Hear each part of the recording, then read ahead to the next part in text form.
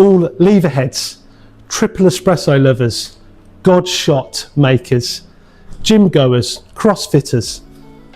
If you want an arm the size of Rafa Nadal, this machine could be for you. And please stay tuned for later on in the video where you see this ultimate espresso. Hey, welcome to Bella Barista. My name's Marco, and today we're going to be going through the Profitec 800. It's a traditional lever, and gosh, I think I've been selling this for almost 10 years. And we'll do our normal observations with this machine because people seem to like that in the comments we've had recently. Right, we're going to do a little swing by of the machine, and this machine is not new to me. It's a machine that I've been selling for many years, and I'd just like to point out some of the lovely features. And first and foremost, it starts with the Bosco lever group, a very traditional lever group from Naples in Italy, roughly around 1960 from memory, 7 to 8 kilos this group is. And this, again, this machine is beautifully designed from Profitec and ECM, the super refined German build quality. So you've got the best of both worlds. You've got the traditional lever, and wrapped around this lever is this beautiful machine. And again, all of the features that you would know and expect from Profitec, the lovely rolled edges, all the thick gauge stainless steel, the stainless steel one-piece chassis, and again the lovely accents of the wood kit, this pine green oversized kind of retro looking gauge. There's just bits throughout this machine that we'll go through in a little bit more detail, the observations that you've come to like and expect. With the drip tray, it holds about 1.25 litres of water, so it's quite a big drip tray from the capacity. You've also got a waste connection there, and with the machine there's a little waste box that comes with it if you want to connect that up. You can also see that it's got a PID that's subtly discreetly behind the drip tray, so you don't see it on the front of the machine, and you've got the option here again for reservoir or plumbing. We've mentioned the Bosco lever, the beautiful tap assembly that you get with Profitec. Up to the top of the machine you've got a nice grab rail with again a beautiful cup surround. This machine can be either reservoir tank, and I believe the reservoir tank holds about 2.8 litres, and you can also plumb the machine in as well. And inside this machine, it's worth noting it's a huge 3.5 litre boiler, and inside the boiler is a pipe, and it's called a dipper style system, and the pressure difference means that the water from the boiler goes into the group head at a low flow. So it's just a beautiful time honoured design, and this is what you get with traditional lever machines. Scarlett, it's definitely worth getting a close-up of that pine green gauge. It's oversized. I've never seen such a beautiful gauge on a machine, if that's a thing, but there we go. So it's a really pretty, and I think it goes with the classic traditional look of the machine. And as you zoom out, you can see all of the beautiful mirror finished stainless steel beveled edges. You know, the finish is exceptional. While we're here, I just want to blast the steam. It's a huge 3.5 litre boiler inside this. Some people put different steam hole tips on there, but this really gets the milk rolling around the milk pitcher. It's great steam power. It's worth noting this is where the water connection is, and if you plumbed in the machine, you just move this over from the res tank setting to plumbing mode. And again, it's very simple, like plumbing in a washing machine. But yes, the screw-in feet again are also a little bonus. Okay, the tail of the tape, and it's important, this one. So we'll go straight in with the height, and Old Imperial, 29 inches, about 735 mil, so 73.5 centimeters tall. The width, we're looking at 34 centimeters, 340 mil. The depth is quite deep on this machine because it's got a counterweight in it, so yeah, we're close to approximately 50 centimeters there, 500 mil. And another dimension that might be good, because if you're pushing this machine back to a wall, so from the back of the lever to roughly where the wall would be, you're looking at 30 centimeters, 300 mil. Okay, we'll do a quick gaze test. I want you to kind of look at this gauge here more than anything. It's not all about the brew temp stability here, it's about the pressure, and then it drops as it depressurizes. So you've got this profile that's happening. It's a very traditional, classic traditional lever profile. Okay, so it's not one of those where we're going about brew temp consistency. It's just this lovely espresso profile that's time honoured that comes with this lever. Okay, it's time for revealing the inside of the machine. So we'll just undo the screws.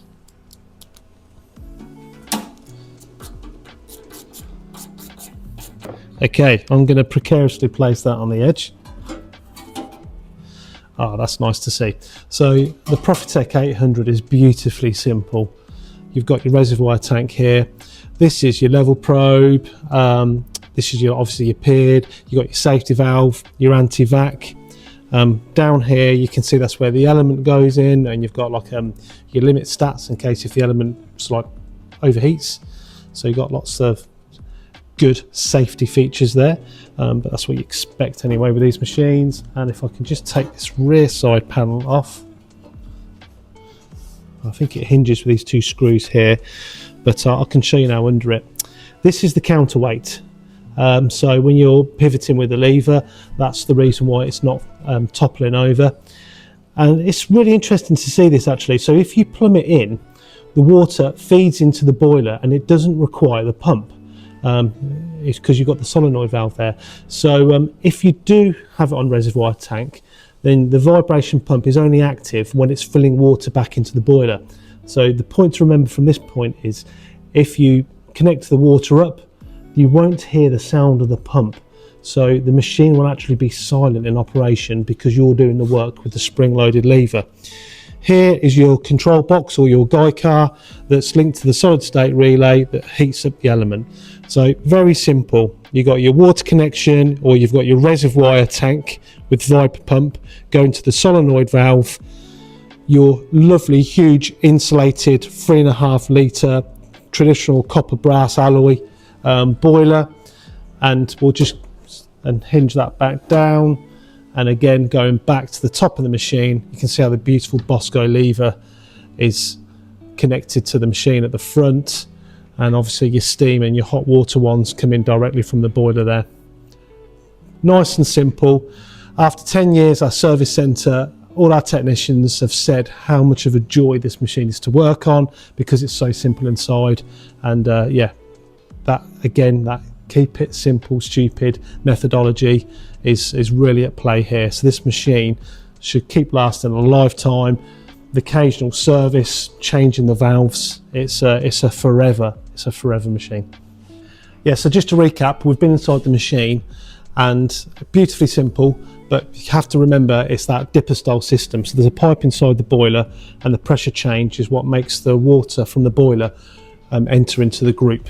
Okay, so it's a low flow as well, and when the lever is in a down position, that's when you're getting that pre-infusion as well. So you can leave it there as long as you want it to pre-infuse for, but we'll come on to the shot later. While we're in front of the machine here, I might as well go through the PID. It's a very simple PID. Actually, that's running a bit too high. I did see that in the skate a little bit. So it's probably best on this machine, surprisingly, to be around about 120 because it's the way that the dipper style system is for a medium roast. So I've just quickly changed out there. So 2 button press, you go into the T1 and you change your new set point. This is in degrees C, but remember this is the steam boiler and that will now work its way down. And it also has an eco mode on here as well. And this eco mode, if you turn it on, after, you know, almost, I think 6 hours it goes up to. So these are minutes here. Yeah, well, 600 minutes. That is as long as you can go in the eco mode before it starts to cool down. So yeah, it's a very simple PID, and I like how it's subtly underneath the drip tray. And again, yeah, you've also got, if you want the temperature in degrees C or Fahrenheit there. Okay, this is the part that you've all been waiting for, the God shot chasers, the triple espresso makers. Here we go. So we're going to go with a 20 gram VST basket over here. And the reason I'm doing that is because this originally had a much smaller diameter and a deeper bed. And that deeper bed of coffee just added to this mouthfeel and clarity and sweetness and richness going on with the lever machines. So I'm going to go with a bottomless handle, and I'm going to go with a nice 20-gram basket. I like the fact they've flanged this out and made it more of a 58mm, but I'm still going to try and get that deep basket feel, mouthfeel, taste with this lever machine because it can handle the pressure. So yes, we'll start making a coffee. I'm going to use our bold blend navigator because I'm looking for that real depth, layers, richness, mouthfeel again with the lever machine. And this is in medium to medium dark roast.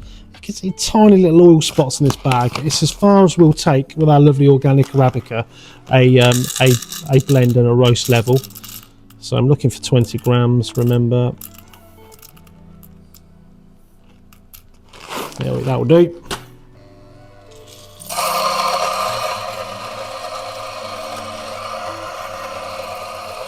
Another little tip, I'm just going to heat up the puck screen. Puck screens are really good with lever machines because it stops any of the coffee sediment getting into the pistons and the seal of the lever. Just quickly, I'm just spotted a riser from another machine, the ECM Synchronic over here. I'm going to use that. Shorter the distance to the cup, the better the taste. Okay, so we're going to do this shot in silence. All you triple espresso lovers, God shot fanatics.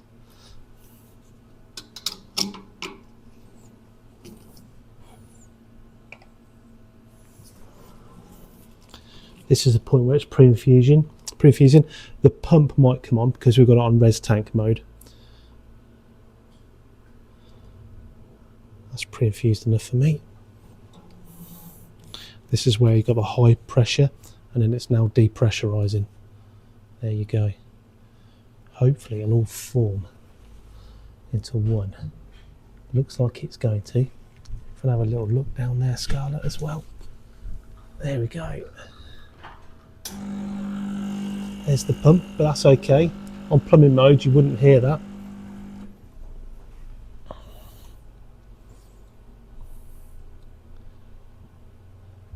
"45 seconds, and we're roughly getting there. So if you wanted a bit more yield at this point, you could just lift the lever back a bit and get more, but I'm very happy with that. There we go.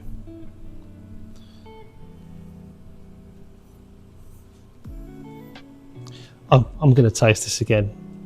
So I normally do a flat white, but it's this impulse. Oh yeah, such depth and mouthfeel and sweetness. Oh my gosh, yeah, so clarity is really coming through, and yeah, it's just hard to recreate this with the machines and profiles. The lever does really produce wonderful espresso. I'm just going to do the obligatory flat white shot, so I've made another espresso. And here we go. Quick bird.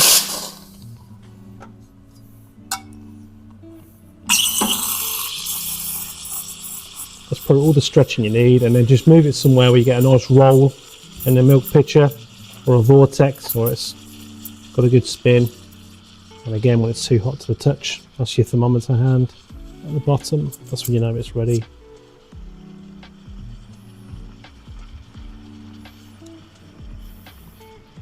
Almost there.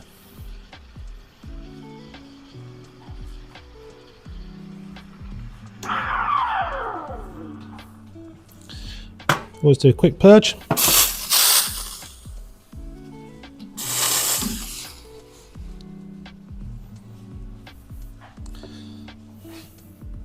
There we go, lovely velvety texture.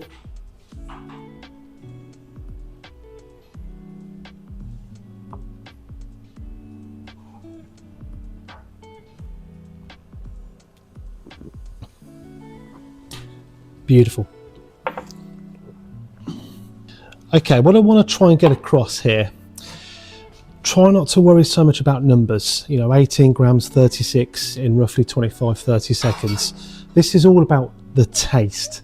So if you felt like it was coming through a bit too quick or under extracted, you either bump up the dose, or you go a little bit finer on the grind. Equally, if it's the other way around, over extracted, you lower the dose, or you go a little bit more coarse. But try to find that taste that you're looking for, not what people are telling you. And the lever machine is similar to the Cremina. You're trying to find that sweetness or what you like from that coffee more than this regimented number. So yeah, go a little bit off piste. It might take about 45 seconds for that extraction time to get these lovely sweet results from your espresso extractions. But yeah, try to leave the numbers behind and just go purely on your taste and your palate. While we're here, we'll just go through the accessories. I'll move these bits out of the way. You actually get a bottomless handle, a double spout, a single spout as well. You also get a tamper. I might invest in a little bit of a better one than that, but you do get a metal edge tamper at least. Your group head brush, your drain box that's not here that you connect if you want to connect the waste, and also you've got a metal braided hose as well if you want to plumb the machine in, and obviously the manual, which I've just realised is the same colour as the gauge. Nice touch. I hope you enjoyed the quick run through of the Profitec 800. It's a machine you don't often see now, and it does require a lot of work to use the spring, but it's just tradition and romance and the theatre of using a traditional lever combined with the German build quality of Profitec that we know and love and have for many years. So you've really got this combination of tradition and build quality, and with the Guy car and the PID, you've got that brew temp consistency. So it's just a lovely marriage, really. And if you want something that's traditional and you want to enjoy your espressos that just are on another level, then this is truly a great machine. But how do I sum up the Profitec 800? I guess what you can say, maybe silence is golden.